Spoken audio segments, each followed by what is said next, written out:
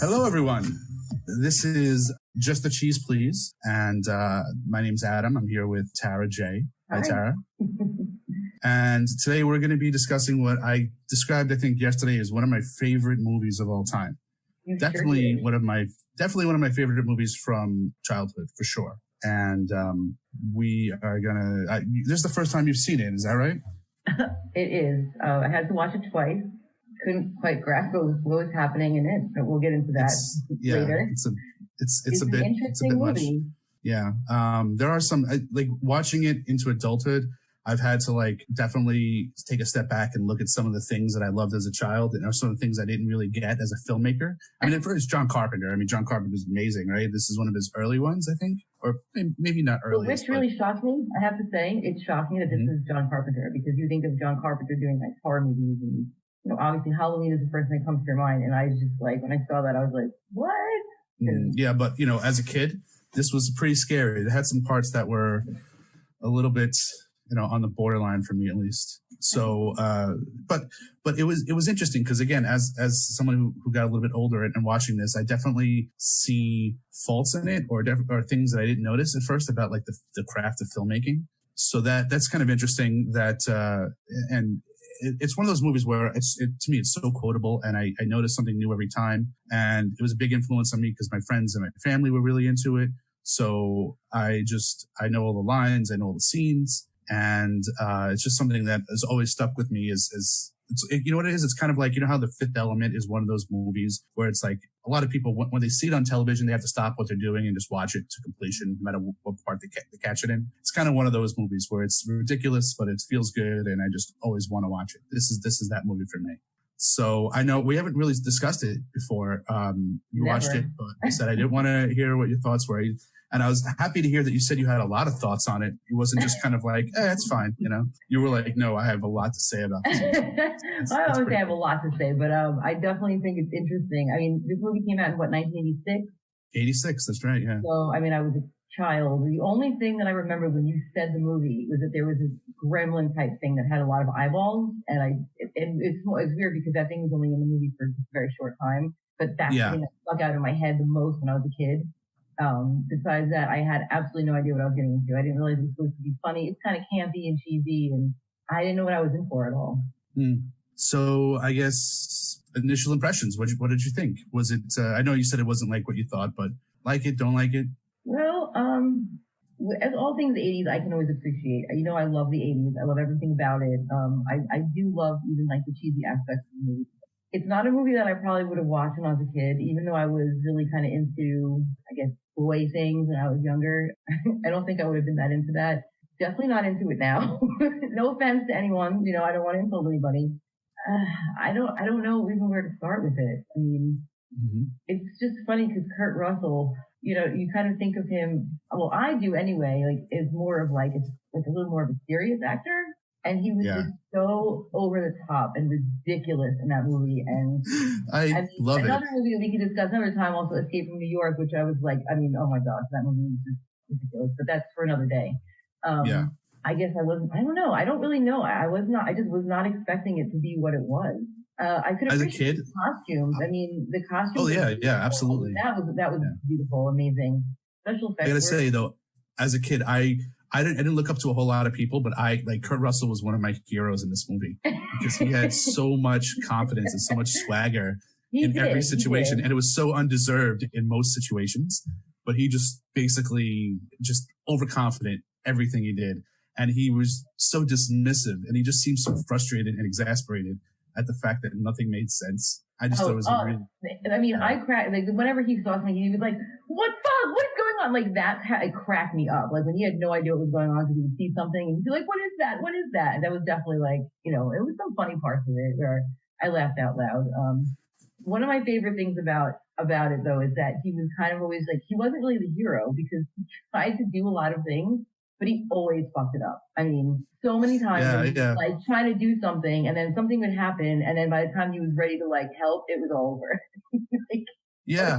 And it was pretty funny, I have to say. That was one of my favorite parts, just because it starts at the beginning with the airport scene when the guys are doing all the knife tricks in front of him, And he's just like, I'm sorry, it's an airport. What is going on? Where is security? Why are there ninjas in the... But he thought he was going to be the tough guy, you know? They're like slotted spoons over his face. I don't know. Oh, yeah. Those like the Ray-Ban, 80s Ray-Bans. But yeah, there's a big crowd of people, and they're just like knife fighting and like doing all this crazy stuff, and people are just standing there. He goes into every fight. He goes into the fight at the airport thinking that he's like, hey, you know, you bumped into that lady. And then the guy just starts doing knife things, and he's like, oh, what is happening? And then when they're in the truck, when they have that street brawl, like that thing, it goes on forever, and it just gets more and more ridiculous.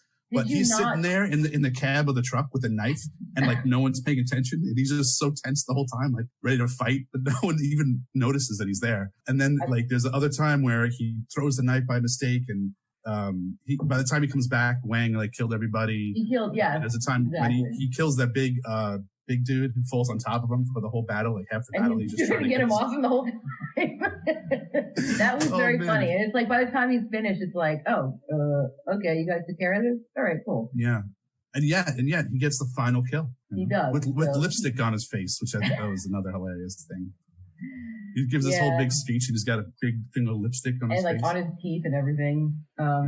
I mean, but wait, did you not want to scream like Mortal Kombat when you saw that one first fight scene between the two? I was like, it's so funny because it looked like Mortal Kombat-y. It was supposed to, Mortal Kombat came later, but did they copy? Okay. Because there's a lot of thinking that there's characters from Mortal Kombat that were taken from this movie.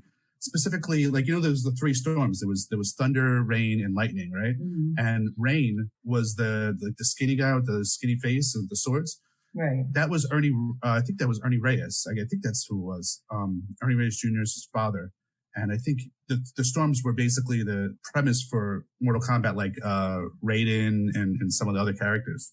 It all came from this movie. I could definitely see that. Like, I absolutely saw the similarities. I found myself screaming at this movie and being like, Mortal Kombat. So if I can see it for sure, I think that's probably, I think there's definitely similarities. What about Kim Cattrall? You know, she's funny because I guess it's weird because I grew up watching Mannequin, which is one of my favorite movies. I know it's silly, and hopefully we can do that movie one day because I also have a lot to say about that movie because I know it's awful, but, you know, you have something in your head as a kid. But I didn't know that she was actually like kind of an 80s it girl. She was actually in quite a few films that I did not know, I was not aware of. Yeah. Like it's just funny to see her because every time I see her, she has the same demeanor. She's like very much like things that she does that are like Kim Cattrallisms. Like, you know what I mean? Like the way she acts, the way she breathes, the way she stands, it's like the same in every movie. It's just kind of interesting to watch. And she's always kind of the same person. Interesting fact though, those two women in the movie, Kim Cattrall and Susie Tay, neither of them actually had green eyes. They wore contacts for the film. Oh, wow. I did not know that. Yeah. They both had brown eyes, but they wore contacts.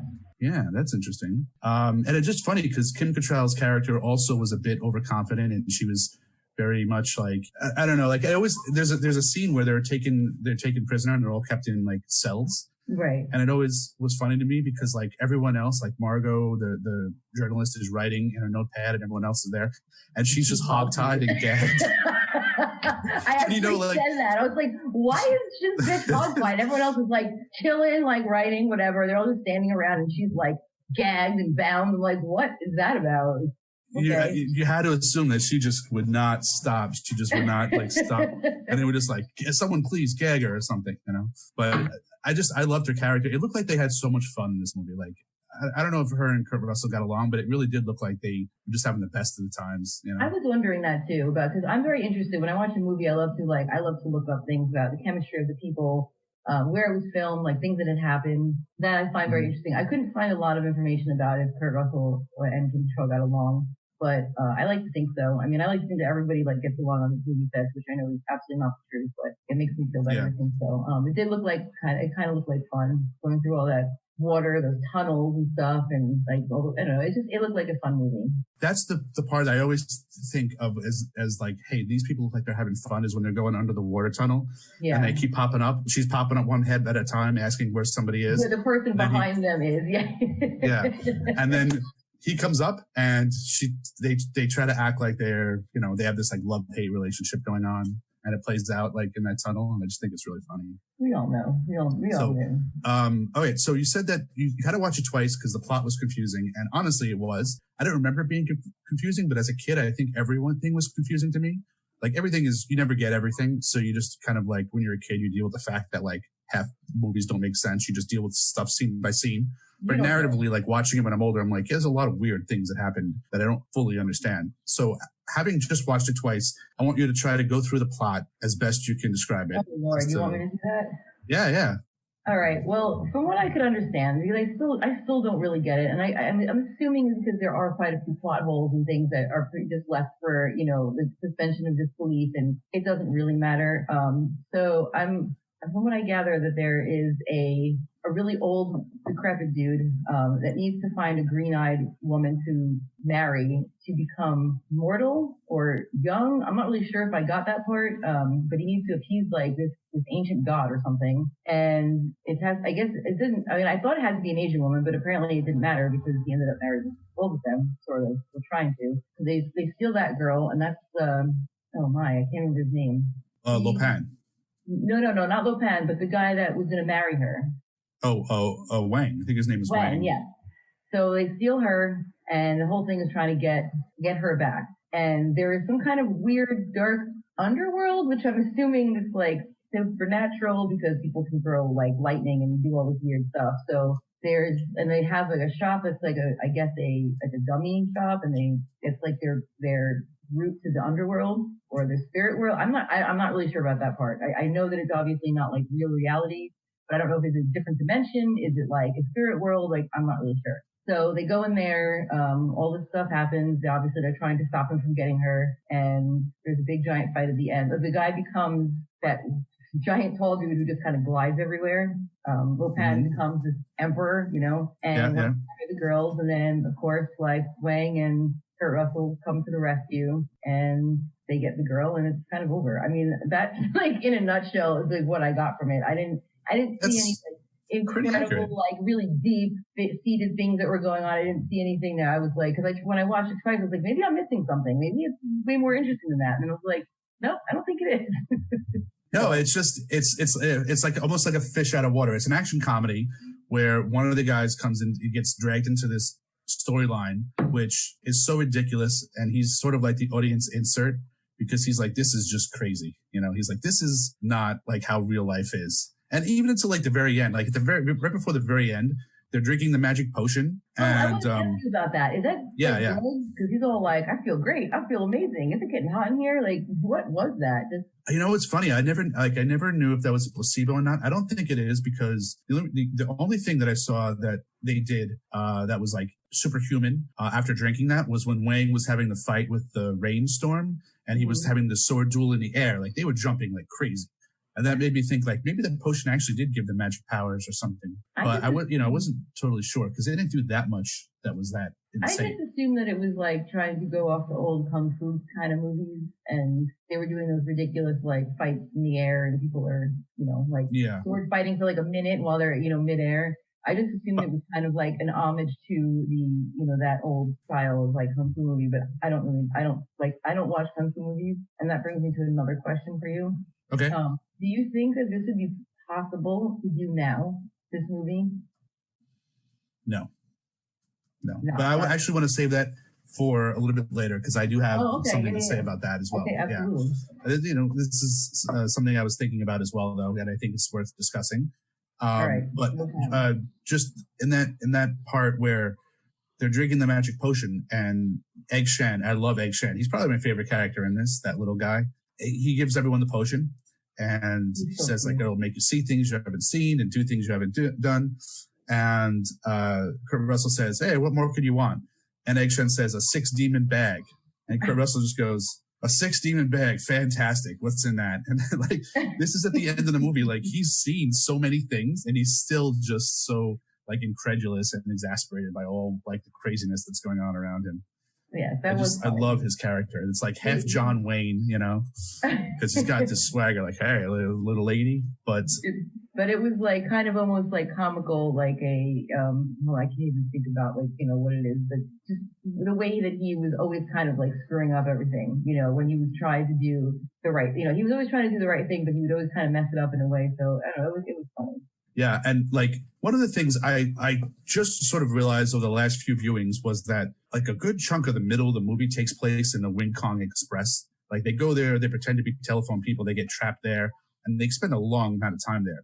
Mm-hmm. Then they go there specifically to free Mao Yin, right?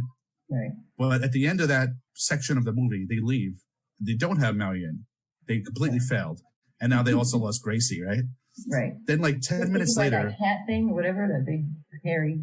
Yeah, I don't know what that is. That thing freaked me out when I was a kid. The hairy demon. But then another big chunk of the movie, almost the entire second half of the movie, also takes place in that same location. So it's just this weird narrative where they go there to accomplish something. They leave with a bunch of people who were not the person they came to get, but they consider it a success. And then they go back there for like the second half of the movie. Like most of the movie takes place in that particular building, I just think it's very strange. It's almost like you'd think that there would be a progression, but it's almost like a circle back into like the middle of the movie to accomplish what they kind of failed at the first time. Right. I don't know. I thought that was interesting. Like it's like it's failed mission. I don't know. There's definitely humor in the movie for sure. There's definitely parts, I don't know why this always caught me, but when they're trying to leave, it's actually right before the part where Kim Cattrall goes in and she's asking about, where the person right behind them is. When she jumps in the water, I don't know if you noticed, but she goes to dive. Oh my God. Total belly flop. It's like boom. And I wanted to talk about this. That was the worst. I don't know why they used that cut. Why did they use that take? Who jumps into a pool like that? That looked like it was dying. It looked like she didn't know if she wanted to go head first or feet first, and she just went. She just freaked out. I don't know what happened there. She got scared and was just like, ah! But that looks terrible. It was. You're really absolutely funny. right. I always noticed that. I'm like, what a terrible, terrible way to just get into a pool of water that's at your feet. I wonder it wasn't on a high cliff or anything. It like hurt her, and she was, I don't know, that's just for some reason that stuck out in my head, and I was like, no one else is going to notice that. I'm very glad that you noticed that too, because that to me was hysterical. Because maybe growing up by water, like I wasn't into like swimming or diving, but like that's not the way to do it. Brutal. Yeah, maybe we'll look at that clip a little bit later because I definitely want to replay that and see that because I always notice that as well for sure. You were talking about the gremlin, the thing with the eyes. Were you talking about the round thing, the guardian? Yeah. Okay. All right. So that was what you remembered from the commercials, I guess? The only thing I remembered. And I just remember it going down a hallway or like a pipe, I don't know, whatever, like in a cavernous tube and having all these eyes everywhere. And like, that's literally the only thing that I remember from that movie. So, I mean, I don't know. I was little. I mean, like we were both young. It's just funny because I guess it kind of did look a little scary when I was a kid. It seemed a little weird. Just seeing the commercials for it. So maybe, I don't know if that's why I didn't like it or it just didn't appeal to me. I'm not sure. Yeah. I mean, it was, I don't know if it was supposed to be scary. I don't think it was, but as a kid, it was maybe a little too scary for me. But one of the things that I think was supposed to be scary, or maybe it wasn't, I don't know, but it never scared me as a kid. Even as a kid, I was like, no, that's ridiculous. Is Thunder, when Thunder starts blowing up at the very end and he just turns into like that Cabbage Patch Kid, basically. Well, okay, I wanted to ask you about that. Like, why does he do that? Is he so distraught at the destruction of that weird emperor floating guy that he just can't handle it and he explodes? Or is it 30 years later? I don't know.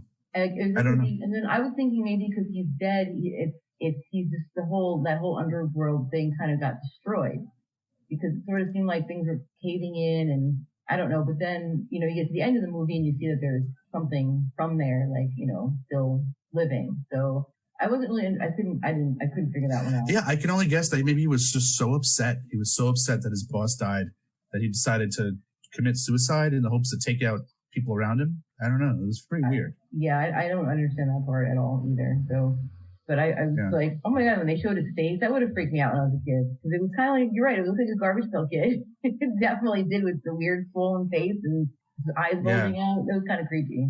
Definitely a little bit of a Large Marge moment there. All right. So, do we want to talk about anything else? Is there any other issues on the plot or the intro that you want to talk about before we get into the scene by scene or anything else? I don't think So I do have a question. I've watched it twice, and for some reason I can't seem to remember. Did Susie Pay's character ever speak? Did she ever say a word in that movie? I don't remember her speaking. Right? She says no at least once. But she doesn't have any lines in the movie. I was like, when I watched the second time, I was like, wait a minute. She might maybe say like a few words here and there, but she doesn't really have any lines. It's very strange because she's like billed as like a main character, you know, and she's not even in it that much. Yeah, she's gagged for most of the movie. She's gagged or hypnotized or tranced into a sleep for most of the movie. And then at the end, during the marriage, she says like, no, I don't want to marry you. And then up in his chambers, because he wanted two girls with green eyes because he had to marry her and then kill her. He's like, well, I'll marry one and kill the other. And then kill the other, right. Yeah. But then like when Gracie Law gets saved, he's like, well, I'll just marry and kill Mao Yin. And he basically turns into flesh again. And he's like, all right, now I'm time. I want to marry you. I want to kill you or something like that. And she's like, no, I don't want to. Like, that's basically okay. I think that she does. Yeah, like, she really doesn't have any lines. And I realized that. I was like, that's so strange. She doesn't speak very much at all. I don't. You said that. Hold on. I'm gonna share my screen for a minute here. So let's. She was apparently like a Playboy playmate on the cover. Really? I can't remember what year. It was in the 80s or something. I remember reading about it. She was the centerfold, I believe, or the cover or something. She was in the 80s at some point. Okay, didn't know that. That's interesting. Susie Pay. Okay, yeah, there it says right there, Mao Yin. I pulled up the perfect picture of her before, right? Picture. Oh my gosh, it's so weird. That's the one. I mean, she doesn't look like I don't know, just look like a person. I'm sorry, she looks like a total wax figure or a mannequin. It's just very odd. I'm not saying she's not pretty. That's not what I'm saying. It's just odd. Like her bone structure, her mouth, like her eyes. To me, she almost looks like one of these dolls that we have now that guys like to buy on the internet, like those AI guys. She just looks fake. It's insane. I mean, that is just like weird. Her face is just it's very like statuesque, but almost like not human. You know what I mean? You see it. You don't. Yeah, she's got like a lot of bone structure there. I get that. I don't particularly. I remember honestly, and all right, maybe we'll get to this early in this segment, but basically, because we're watching a lot of 80s movies, right? We're watching a lot of 80s movies, and times have changed. So I feel like in every single one of these movies, it's going to come up. Is this movie racist? Like, is it racist? Okay. Right. So that's going to be, I think, a recurring segment in this podcast is it racist? So your take, is Big Trouble in Little China racist? I mean, if I say no, everyone's going to hate me. If I say yes, there's really no right answer. Do I find it like outwardly racist, hateful, as in racist as in hateful? Absolutely not. I think that times were different and people did things or said things. And, we have to remember that people were also going along with it and they weren't upset about it. If people were unhappy with anything, then that's a different story. Like if they felt exploited, I don't think it's racist. I think in this current climate that people would be upset about it. If they, you see it, they're like, oh my goodness, you can't show that because it's Asian people like dressed like doing this and doing that and the kung fu. And it's like, well, that's kind of also like a lot of people's culture. No, I don't. I really don't think it's racist. I just don't think that we should do anything like that now because I think that people are overly sensitive about talking about race or showing anything that might be silly about somebody else's race or even in making a joke about it. Like you just can't do it anymore. People get very upset and I don't necessarily agree with that, but obviously if something's overtly racist and awful, I mean, that's not okay. I mean, I completely agree, right? I mean, you have a white guy, John Carpenter, making a movie about Chinese culture and taking it to an insane extreme. So it's got all, I think, the ingredients for what people will consider racist if they just looked at it on paper. But the whole movie was just a big, fun kind of farce. And I think that, back then, people took it for that, people didn't look at it as a judgment, because now I feel like if you make a movie, you have to make a defining statement about something. So if this was John Carpenter's defining statement about Chinese culture, then you'd be like, yeah, well, that's kind of racist. But that's not what it was. It was like a feel-good, fun comedy action set against the backdrop of Chinatown and Chinese black magic. And I don't think anyone took it to be a serious critique of Chinese culture. So I think everyone had a good time and it was enjoyable, and hopefully that's how it remains. But again, that's not the way it is these days. So it's not the way it is, and people will say that it's racist, and I don't think that was ever the intention. I don't think it was, white guy trying to make fun of Asian culture or do anything like that. I think he probably had a lot of respect for it. I mean, he used a lot of people that are martial artists, like a real martial artist that have respect for what they do.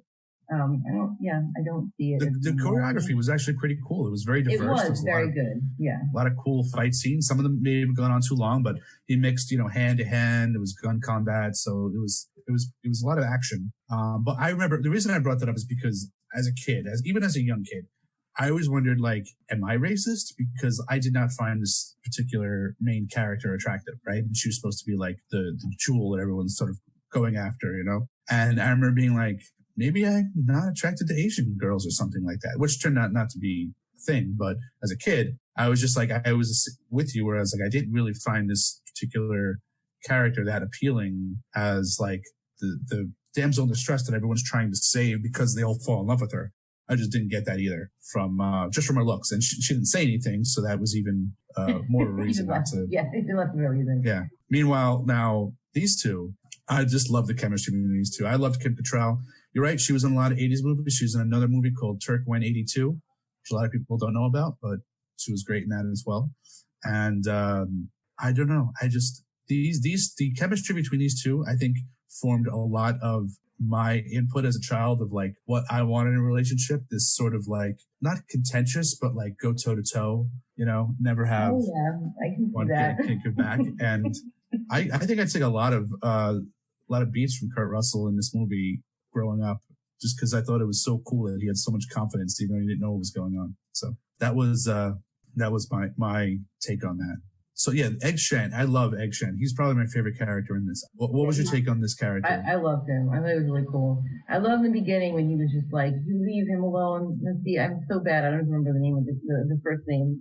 Kurt Russell's character. Oh, Jack Burton. Yeah. Yeah. He's just like, "You leave Jack Burton alone." Like we're indebted to him. He's just a random dude. Like he cares about him, and he's like, but he appreciates what he did. So I don't know. I liked him. Yeah, he was cool. He was fun. I actually don't know how often that happened back in the 80s, but we have this framing story, and it actually happened with Kilgari, which we saw a few weeks ago together, where the movie starts off with someone telling a tale, and then it kind of the rest of the movie is that tale, And I guess so. It does date back to like the 20s or 30s, but I don't think it was that common in the 80s where you start off after the fact and then someone goes back and tells the story. But you're right. And at the time, you don't know who Jack Burton is. You don't know it's Kurt Russell's character or what his character is. Yeah. But he seems so, it's almost like you forget about that first scene until your second viewing. And you're like, oh yeah, I forgot about this first scene where he's sticking up for Kurt Russell's character and how much courage he has. And I just thought that was a really cool touch. And they hint that this guy's been alive for centuries as well, because David Lopan's been around for thousands of years. Right. And there's a couple of points. Yeah. There's a couple of points where they hint that maybe this guy is like super old as well. Like when they have that battle with the two light warriors, there's like the light and dark warriors. They're fighting each other. Mm-hmm. And it's like a stalemate. And Lopan says, "You never could beat me, Egg Shen." And there's times when he's referenced like, I've been doing this a long time. Right. Oh yeah. When they get the feeling like their kind of avatars or whatever fighting. Exactly. Yeah. Yeah. So I feel like this guy's been around for centuries, and he's still kind of, he doesn't seem like it. He doesn't have that like air of like ancient. He just seems like a dude. Decrepitness. Yeah. This guy's so gross. He was pretty funny though. Oh, yeah, that guy's famous. He's been in a bunch of stuff too. But he was funny. Like when they rolled him out in, wait, this guy you talking about or Lopan? No, Lopan. Yeah. So they roll him out in he's telling everyone to shut up. And he says, him and Kurt Russell have all these back and forths. And Kurt Russell's telling him like check into a loony bin or something like that. I love their dynamic. And then there was another recurring joke that I didn't get the first few times I watched it was there's all these hells. Like they mentioned in the beginning where one of the characters says Chinese have a lot of hells. And then throughout the rest of the movie, there's like every 5 or 10 minutes they like mention another hell. Like, where are we? And like hell of the upside down sinners. And they're like, send them to the hell of the boiling oil or something like that. And there's just like constantly like new I don't know if hells I that are got being that. created. I remember the Hells of Uptown Sinners because that was like the first place that they went to. Yeah. And then I remember him saying that, but I don't know if I caught the other Hells. But and he's even the old restaurant owner guy who's in it very little. They're talking about all these different hells, and then Wang says the Chinese have a lot of hells, and then that guy goes, "What the hell is Gracie Law doing here?" I don't know. I thought it was just I find it funny almost every scene. At first, huh? Right? They seem to not really like her. Yeah, they say that she's a lawyer. She's bad news. I think that's just the Chinatown's mistrust of authority, back then or something. But I like that Kurt Russell's character was like part of it in a way. He was friends with them. He genuinely enjoyed their company, and they seem to genuinely enjoy his company. They really like each other. Like him and Wang. God, Wang, yeah. I need to write down the names of these people because I'm terrible with names.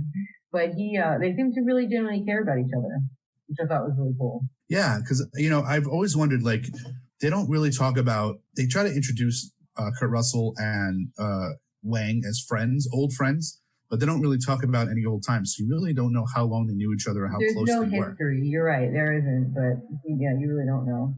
But it's kind of just given. It sort of seems like it's just unsaid that they've known each other for a while. He's a truck driver and right, yeah, and been to Chinatown for a long time. So and this was something else I didn't realize. So his truck is called the Pork Chop Express. So I'm guessing he delivers pork to the Chinese market, and that guy's attached to a restaurant. So he's probably been delivering pork to his family's restaurant. And the very opening scene, when you see the truck coming down, it's loaded with a trailer at the back.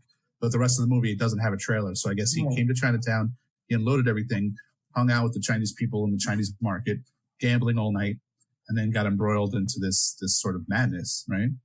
Let's watch Kim Cattrall jump into the water here. Oh.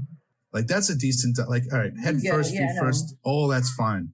Watch Kim Cattrall. I don't know if this was a bad take or what, but this is just the worst dive into water I've ever seen. I don't think it was on purpose either. I feel like she didn't. That had to hurt your face. And then she's face planted right into the freaking water. What is that? I don't get I know. That seems like indecision at the last moment, right? Well, she looked like she was about to dive, but then she all of a sudden decided to spread her arms out and put her face straight down to the water instead of putting her head down. I don't know. I want to catch the moment where she hits the water. I wonder if she was afraid of water. I don't know. She might have some kind of weird thing. She just goes basically goes like this, into the water. I mean, she just puts her whole body at one time straight into the water. Yeah. Not head first. You should be vertical when you're about to hit the water. She's belly flopping it. She doesn't even care. She's like, here I go. It was pretty funny. That's rough. That's got to be rough, right? It's got to be. And then this part, in the pool as a kid, that shit hurts a lot. It doesn't matter who you are. And this part to me, this is the part where I'm like, these people had so much fun on this set. Eddie. Yeah, Eddie was kind of a throwaway character, I feel like, right? I don't know. He had a crush on the reporter. That's true. Yeah, that's true. Kind of cute. Here we go. Yeah, they're so happy. Oh, they do kiss there. Oh, I didn't even realize. Yeah, but then she's gets all mad at him. Yeah, she is mad, but then they make out in the little elevator after that. But yeah. Yeah. There's definitely good chemistry. It's cute. It is kind of like that. I hate you, but I want you. You're exciting. Kind of thing. It's it's good. It's good chemistry. That makes for good chemistry, I think. Yeah, I think so. Because she could kind of hold her own. Maybe at the end, he didn't really save her, though. And you know what else I found interesting is that she kept waking up in the middle of the hypnosis when Mao Yin didn't. Yeah. They were supposed to go into hypnosis, but she kept being waking up early. Not that it did her any good, but I don't know why that was put in there. I thought the same thing. They didn't have to show her waking up early.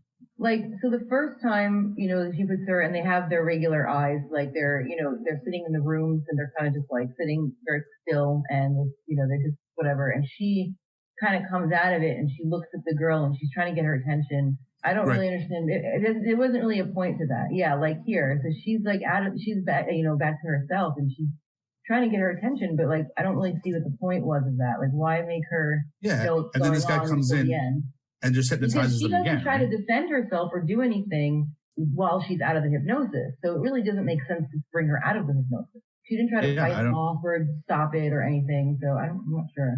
And then she just gets hypnotized again, I guess, right? And their eyes go white. So yeah, exactly. She just gets hypnotized again. It doesn't really make sense. So then this is the thing that you were talking about before. Yeah, right? That thing.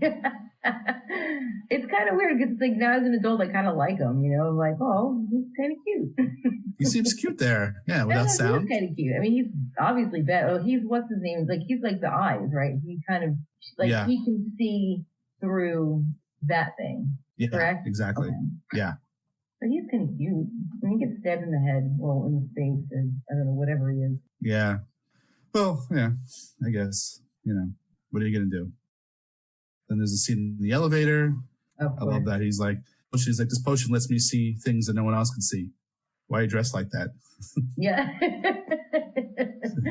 He has like no idea what's going on. Like all of that just happened. Like no clue what's happening. Yeah, I mean, I guess that's really it. So the main guy, David Lopan, I don't know if you know who he is. I'm going to come over to here, but he's been in a ton of stuff. I do. James Hong, this guy. Oh, he looks familiar.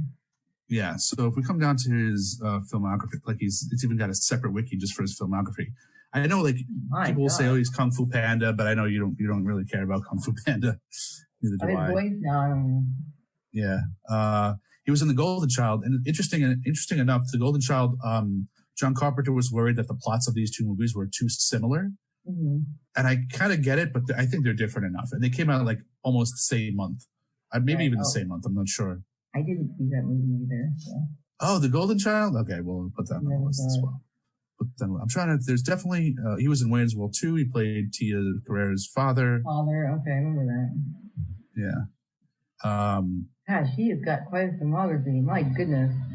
Yeah. He was in Balls of Fury, which was a funny movie. I don't know if you ever saw that. What movie? Balls of Fury, the ping pong movie with. No. Oh. I don't know. I might have had it on. It might have been on when I was in college or something. Like what movie? It was.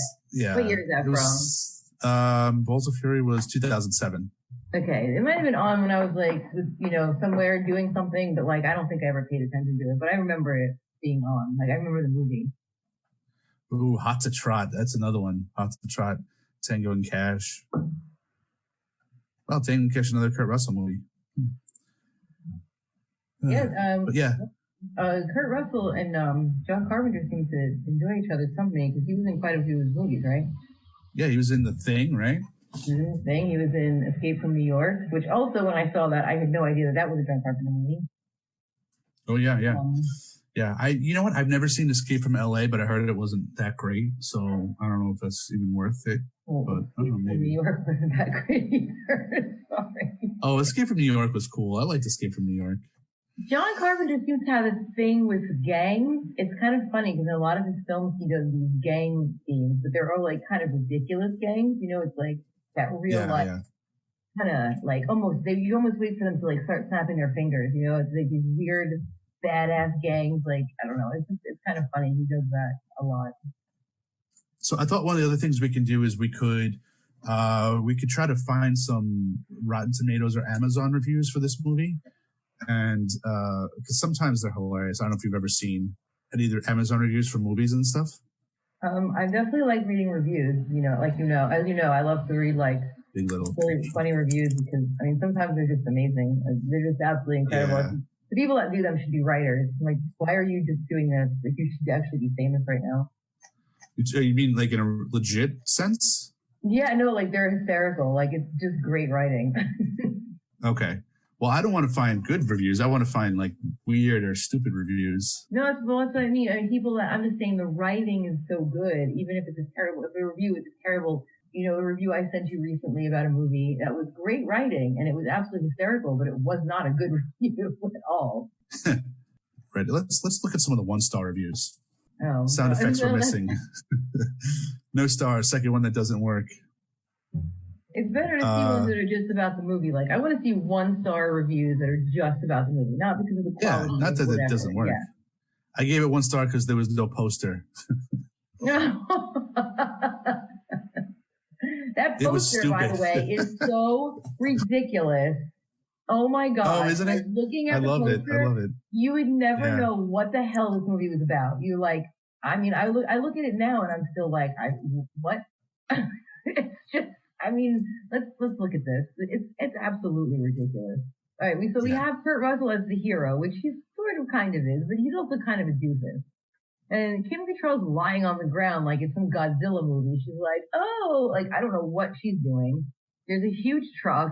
It's like it doesn't make any sense whatsoever. There is nothing on here that would tell It's you. them in the water.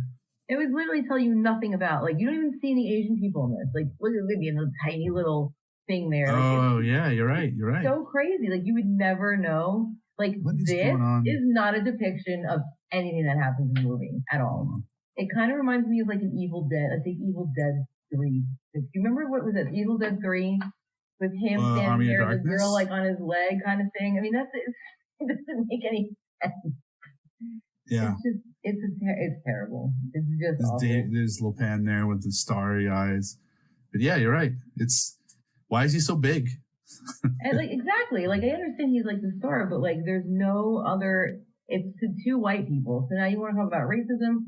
I'd say that's a little racist. You know, like their cover is just the two white people that are in it when like the main players are all like Asian people. Like, so I do think it's funny. He's wearing this stereotypical like Asian tank top. Yeah. It's almost like a racist tank top against Asians throughout the entire movie. It kind of is, and he wears that for a lot of it, for like most of it. Just very definitely. I wanted to like make note of the fact that I think that the cover is ridiculous. Like it just makes no sense. I love this. It was stupid. It was stupid. Well, way to be succinct, man. It's a stupid movie. It was stupid. I love this guy. Who is this? This is Kim Landers. Kim Landers. You're right on, Kim. Succinct, but not untrue. 1 star. I had a great DVD edition, which I lost when my house burned down. Oh my God. And that's just 5-star film, though. That's a little bit of a weird oxymoron. Yeah. These are all, you know what? These are all issues with the actual playing of the. Yeah. So it's not really I like Kurt Russell, but this is dumb. Dumb. But you have the mentality of a 2-year-old. You will hate this. Dumb beyond belief. Oh, man. My spouse loves this movie. I do not. It was extremely cheesy with horrible acting.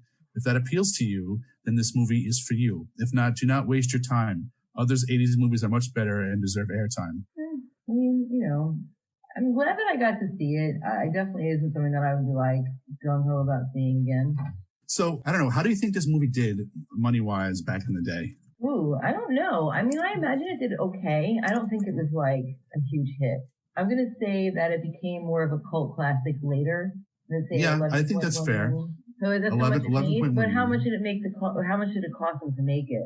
That's a good question. There was a lot of explosions and a lot of things that kind of feel like that probably cost a lot of money for them.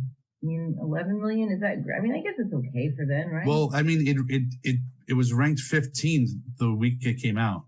Okay. And it made it to seventh place the third week. So that's not so great, to be honest. I mean, but it's not terrible. I mean, for a movie, you know, I feel like I remember the hype around it. I feel like I remember like adults around me talking about the movie. It was definitely something that's in my mind as a child, but it wasn't something that really appealed to me. But I definitely, there was hype around it. Like I remember hearing people talking about it. So it did not make money. It had a $19 to $25 million budget, and it only made $11 million in the theater. I had a feeling it didn't do that well, but I definitely think it's like now it's just become this kind of cult status thing. People love it. People buying it. People still like want to watch it. So it's got that kind of like that appeal, like for people that love like kind of cheesy 80s movies, you know. I think that's wonderful. I love when things like, you know, I mean, it sucks for them that they didn't make the money back then, but it still has staying power and people are never going to forget this movie. So that's good for them, right? Yeah. You know, and I think it wound up having a lot of people both behind the camera and in front of the camera that were big names. And I think it has its place in 80s history for sure. Oh, absolutely. It absolutely does. Even though I wasn't someone that I loved, I can see it. It has its place. It has its spot, like, you know, alongside a lot of other wonderful cult classic movies. And, excuse me, I'm throwing myself some more lines. I think it's, I think that for some reason for me, like the kind of the 80s cult classics or even like early 90s cult classics, are like kind of more special. There's something about them. Like, yeah, they're not great, but they've got this, either it could be nostalgia, it just could be like the fact that it's so bad that it's good. You know, that there's always like that element. And I think this movie makes a lot of people happy, and I think it makes them, you know, remember their childhood or whatever. And it is cheesy, but there's something to be said for cheesy movies. Hence, just the cheese, please. I mean, who doesn't Just love the a good cheese, cheese? please. That's Who right. doesn't So love a good cheesy movie? Honestly. yeah. So I mean, this is actually pretty interesting. 77 over critics and 82. That's actually fairly close, and I think that is accurate. I think that's accurate. I think that you know, it's not a 90+ movie. It's going to have people who think it is, but if you were to poll everybody, I would hope that maybe it's even a little high, to be honest. I don't know if 80% of the people would. I know that's not how it works, but I don't know if 80% of the people would generally consider this to be favorable. So the question is, would you recommend it? And if there is like a catch to that, like who would you recommend it to? Good question. I think I know some people that would really enjoy it if they haven't seen it already, because I feel like most of the people that I know, if they would like this, they probably already saw it. I wouldn't necessarily recommend it to everyone. I wouldn't say like to one of my girlfriends that I know, like, hey, this is great. You know, you should watch this. They'd probably be like, what the fuck do you make me watch? What is this? But there's some people I think that would really enjoy it. And I think the people that like I would suggest probably have already seen it because they're into this particular kind of cheese and this particular kind of like action 80s. There's different levels of 80s movies, you know, and this is I went to a level, I shouldn't say levels of 80s, there's different levels of like cheesiness. And is it like the action cheese that, you know, it's too much for me? I think maybe it was like a little bit too much. The acting was pretty bad, but I can usually deal with that. Special effects were pretty good for the time, you know, costumes were great. Story had a lot of holes, but who cares? Most of them do, you know, it doesn't matter. But, you know, I guess overall, I'd probably give it like a 6 out of 10. 6 out of 10. Yeah. Okay. I'm glad that it's on the plus side of 5. Yeah. Because it was I really do love this I'm glad movie. I saw it, but yeah. You did find certain parts funny, hopefully. I did. I thought it was pretty funny, but I get it. You know, it's not for everybody. It's like kung fu movies, like you said. You're not really into kung fu movies. Have you watched like the Drunken Masters movies at all? I had a boyfriend in high school that sort of loved to watch that stuff, so it was on in the background. But can I say that I actually watched them? No, I definitely didn't. But, you know, my friends and I would definitely put them on, you know, in the room when we were hanging out, and I would catch kind of glimpses of it. But I would usually kind of turn to the screen and be like, what the fuck is going on right now? Like, you know, I wasn't something that, like, I was ever interested in. So I can't say that I have. So. Okay. So anything else? Any other final thoughts on this movie? I don't know. I don't think so. I think I've pretty much said everything I wanted to say. I was taking notes when I was reading, when I was watching it. So just about things that were like I found funny, but I think we touched on pretty much everything. Yeah. I want to reiterate that I love this movie. It's probably a big nostalgia factor for me as a kid. It was a big action adventure comedy that was a big deal to me as a kid, and so now I definitely view the movie differently. I see it more as a unique piece of cinema that deserved to be in the 80s and no other time period. Yeah. But I still have the enjoyment because it reminds me of being a kid in a lot of ways, you know, and thinking I'm watching this big epic adventure, which it kind of was, you know, but as a kid, it was a big epic adventure that really drew me in. And it almost plays out like a video game with stages and bosses, levels. And I was thinking of that, like bosses. It's like you have to get through the boss level. I definitely had that go through my mind when I was watching it. Yeah. But I don't know. I love it. And I would definitely recommend it. I give this one a 9 out of 10. Oh, wow. And absolutely. And anyone who is okay with 80s, I think it definitely needs to be seen. Definitely. So then the question becomes, what is next? Do you have an idea of what we want to do next, or are you going to wait and surprise us? I have some ideas, but I think I'd rather. I'm going through some ones in my head, and I think I'd rather surprise everyone because it's more fun that way, isn't it? Yeah, I think so. Okay. Don't So worry, it'll still be cheesy 80s. It's okay. yeah, and we're gonna do some 90s stuff too, because I think the idea of cheesy movies kind of extended into the 90s as well, right? And that was still in our The early 90s definitely was. You can kind of lump 90, 91, and 92 kind of into there a little bit. You know, maybe after 92 it started to get a little different, but definitely early 90s was not too different from like 88 or 89. You know. Yeah. Agreed. So. All right. So I guess next week will be a surprise. Yay. Looking forward to it. Hold on to your hats, everyone. Yeah. All right. Well, it was good talking to you, and see everybody next time. All right. All right. Stay cheesy.